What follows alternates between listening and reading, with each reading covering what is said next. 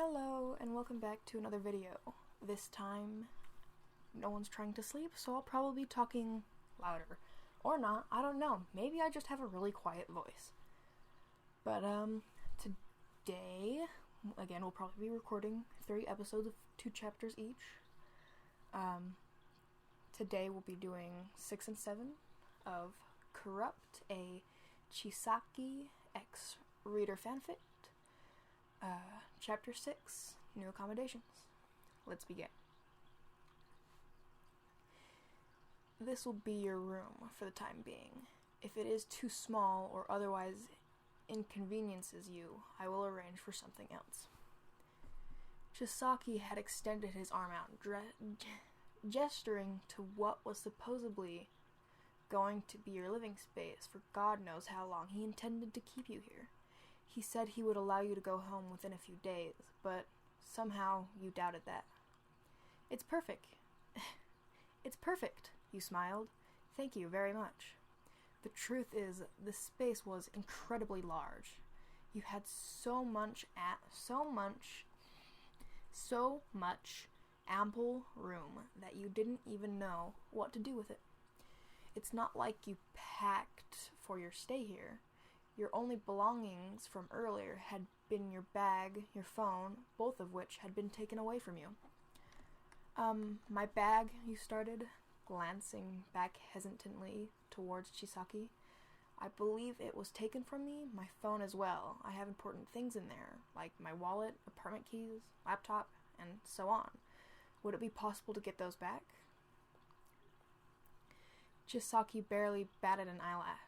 We've locked up your possessions. Not to worry, for security measures, we do not allow unauthorized items to be brought in unannounced. Therefore, we will be holding on to them for the time being. Unannounced? But you're the one who kidnapped me out of nowhere. You wanted to talk back, but you were too afraid to do so. There was still so little you knew about him. You knew of him, of this man named Chisaki. It was clear that he was the one in charge here. But just how much authority and power he truly held was a complete mystery. That's fine, you mumbled, trying to hide the disappointment and fear in your voice. I'll wait. Would I be able to take a look around the area? He nodded. Of course. I will escort you. Without another word, he headed back for the door, leading you off once again, into the twisted labyrinth of hallways. He hadn't been lying when he said the place was like a maze. To confuse infiltrators or victims, you weren't entirely sure. You had a feeling it was a bit of both.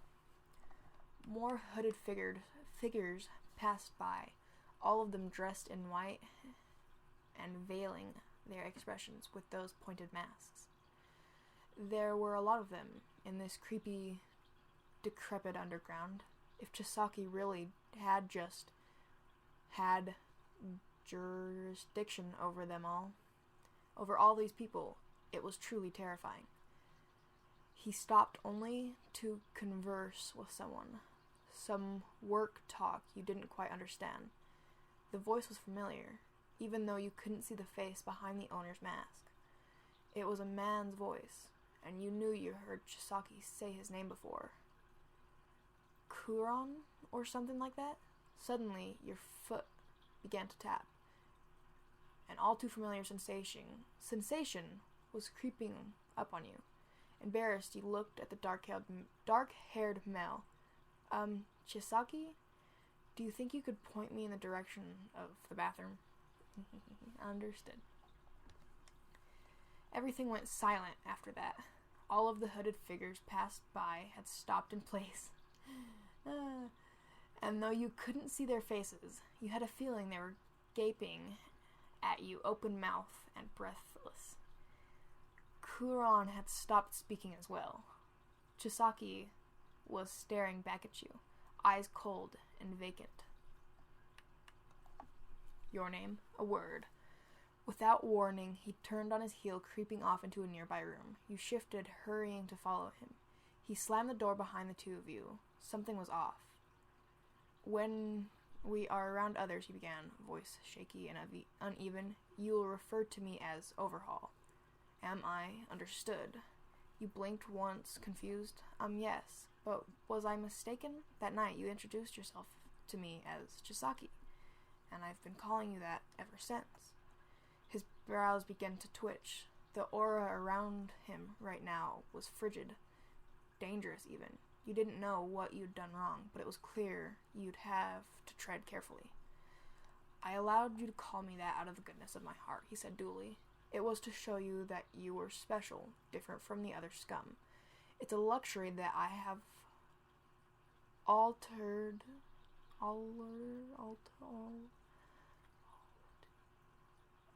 you? I don't know. And can easily be taken away.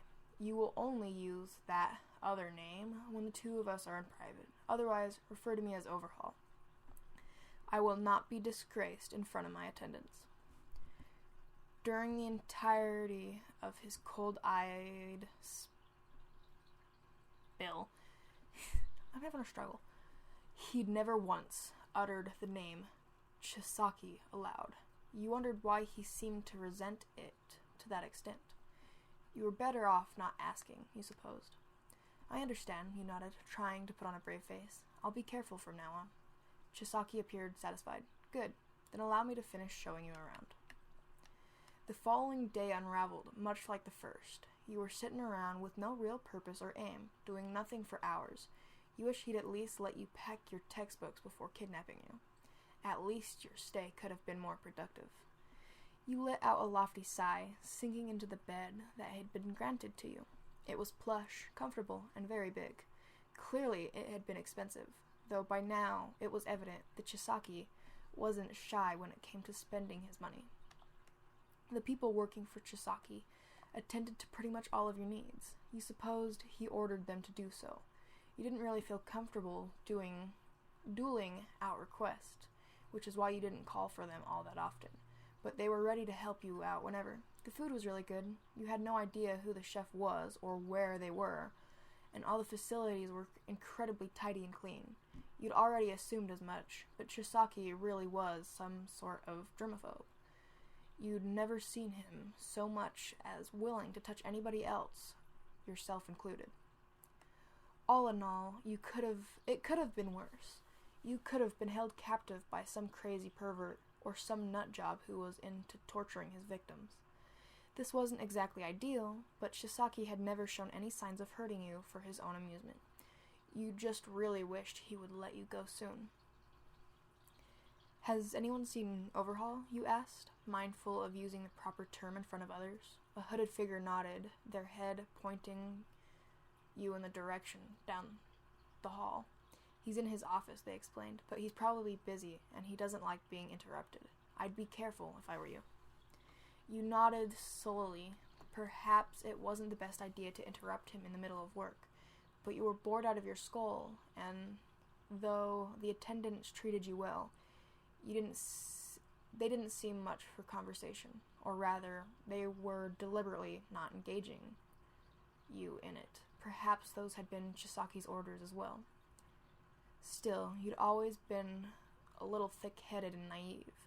If you just poked your head around the door to check in on him, he couldn't get that mad, could he? You'd leave if he told you to, in any case. Knock knock, you chuckled, doing just as you'd planned and peering into the room. Sure enough, Chisaki was hunched over at his desk, mounds of paper laying sprawled around him, and you almost felt bad. As a student, you were no stranger to spending hours with your head buried in textbooks and paper. What the hell are you doing here? A voice snapped. At first, you weren't sure who was speaking, but then you spotted the muscly figure plopped down at the edge of Chisaki's desk. Unlike the rest of them, besides Chisaki, he was cloaked in all black, and even his bird-like mask looked a bit different. It was certainly a man's voice, though. You weren't quite sure why he was so tiny, but... Overhaul is busy, he snapped. Go away. Shoo! Shoo! You faltered in place, immediately feeling both guilty and ashamed. Chisaki looked up from his papers to stare at you with lidded golden eyes. Mimic, he reprimanded. Do not be rude. She is our guest. The little cloaked figure let out a huff of indignation, crossing his arms together in annoyance. Chisaki was studying you carefully. So, he asked, was there something you needed from me?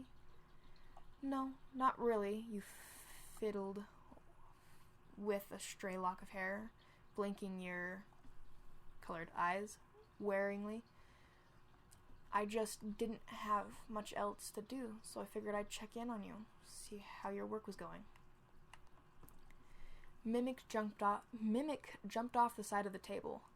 What disrespect, he trilled, wagging his index finger at you accusingly. Overhaul does not need you to check in on him. He's got everything more than under control. Thank you very much. I didn't mean it like that, you protested. I just wanted to see him is all. I know he's been working for a while, and I thought he might be tired or lonely. I don't know. You regretted the words as soon as they came out. It wasn't as if you'd been trying to be disrespectful, but you weren't afraid Chisaki would take your concern. As some sort of undermining? You glanced over at him, fearful, but his expression hadn't changed much. He just looked a bit surprised. You just wanted to see me? He repeated, somewhat incredulously. For no reason? Well, yeah, I sort of wanted to talk as well, but I know you're really busy, so I understand that probably won't be possible. Insubordination, Mimic screeched. Who does this brat think she is? Mimic, be quiet.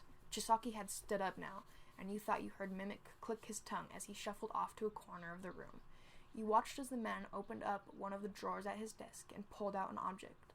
You looked closer, a golden bracelet. I'd been meaning to give this to you, he said, but I couldn't find the time. Here, wear it proudly.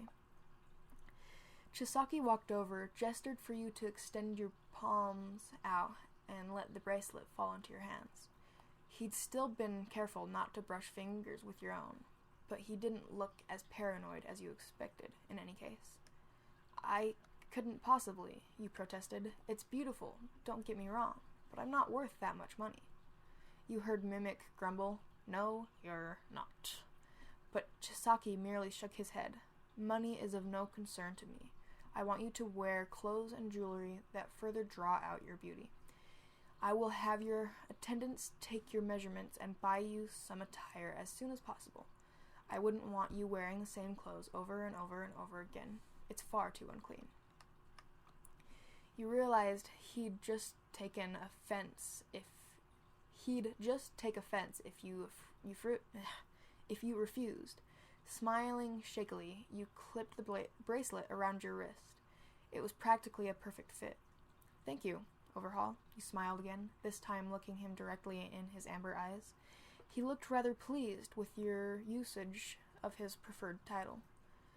I have a lot more work to do, he breathed out, sitting back at his desk. The attendants will take good care of you for now. If a problem arises, please do not hesitate to come to me. You nodded quickly, making sure to flash him another smile over your shoulder as you retreated out the door. Mimic was still grumbling in the corner. A pretty face, he muttered. But is she really worth all this trouble? Chisaki gripped his pen tightly. You do not understand, Mimic. She is pure.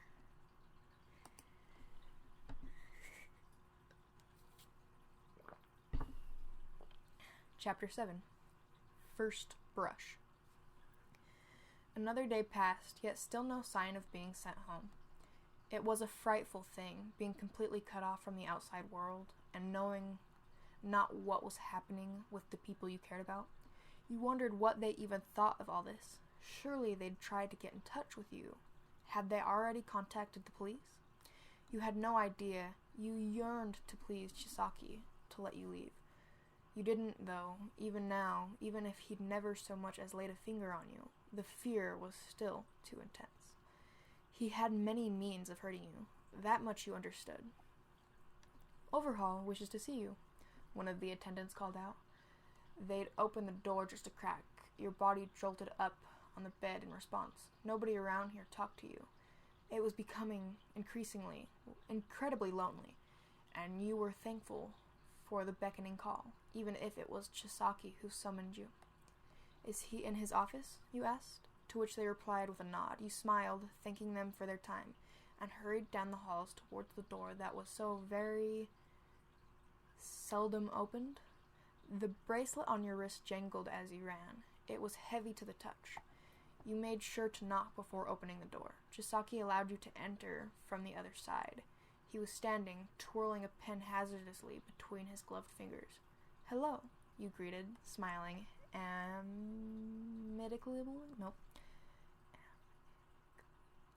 amicably. "You wanted to see me?" "Yes. Take a seat, if you please." He was gesturing towards the big plush chair behind his desk. You swallowed warily. Was this some sort of test or something?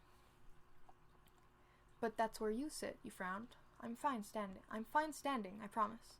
Chisaki shrugged. "Very well." He turned on his heel, moving towards the armory propped up on the far wall of the room. He opened it up, pulling out an item of clothing on a hanger. It was a sleek, whatever type of dress, expensive looking, far too expensive looking. "I had the attendants go out and purchase clothes for you with the measurements they took yesterday." He held the dress up higher so that you could get a good look. "I hope it's to your liking." "Thank you." You reached out, grabbing the dress off its hanger and into your arms. It was incredibly delicate and smooth to the touch. Fine material, no doubt. In a way, you almost felt guilty. Yes, you were basically being held captive here, but this man was trying to win your affection, you presumed, by substituting lavish gifts for real acts of kindness. What? By substituting lavish gifts for real acts of kindness. Okay. You wondered if he'd ever even been in a relationship before, or if he even knew how to act around a romantic interest. He never touched you anyway, including you. Wait, he never touched anyone, including you, so you imagine he probably hadn't. Chisaki furrowed his brows. "Is something the matter? I thought this was your favorite color." You wondered how in the hell he knew something like that, considering you'd never spoken a peep about it. But then you realized this was the same guy who'd tracked down your address after meeting you once. What else did he know about you? "I like it very much," you replied hastily, pressing the thin fabric to your chest. "And I know you told me not to worry about money and all that, but I can't help but feel I'm getting too many gifts from you. I mean, I've just never had anyone give me things like this before, that's all." "None of your previous partners have ever bought you such gifts?" You shook your head and thought Chisaki's eyes sparkled with something akin to accomplishment or pride. His fingers moved to pull off his mask and set it aside on the desk. He inhaled softly, letting out a contented hum. The air around you was clean, he noted, and you stiffened without realizing. "It's a strange thing. You're not even quirkless, but I feel like this. What? But I still feel like this around you. I wonder if it's all right to touch you." Your eyes widened. It wasn't even a question. He wasn't so much as asking you. Rather, he was asking himself. Your permission or consent didn't seem to register in his mind. He was just debating whether or not his skin would crawl upon contact. "Come closer, your name." His voice was as composed as always, but there was a hint of uneasiness and excitement. Your throat felt dry. Up until now, you endured this arrangement because he'd never tried to touch you before. But now, well, you didn't exactly have a choice, now did you? Swallowing thickly, you took a careful step forward, then another, finally a few more, until you were nearly touching noses with Chisaki. His jaw was clenched. Clearly, it was taking a lot of courage, if you could call it that, on his part, to go through with this. He opted to keep his gloves on still. It appeared he wasn't ready for skin-on-skin contact. Very hesitantly, he lifted his right hand, fingers almost brushing by your cheek. You were scared, incredibly so. You didn't want to admit to it, but the tightness in your cheek had you on the verge of passing out. Your fingers gripped at the dress pressed up against your chest, so tightly you were sure it would rip. The feeling of cold latex, it made you squeeze your eyes shut. It was just his glove, brushing by your temple, ever so gently. You could hear Chisaki drawing in the air through his teeth. Then he pulled away. That was a success, he murmured quietly. Yes, a success. I'll have to try again later, but I'm sure of it. You aren't sick like the rest of them. Your breath was lodged in your throat. You've been expecting far, far worse, but you couldn't let your guard down just quite yet. Chisaki was moving back to his desk now. His amber eyes were staring down at his gloved fingers, the smallest hint of a smile on his lips. You may go now, he spoke. Tuck that dress away someplace nice. I'll have more clothes on its way soon. You nodded, forcing a smile. Goosebumps had broken out on the back of your neck. You didn't know if you'd been eagerly anticipating his touch or dreading it, or both.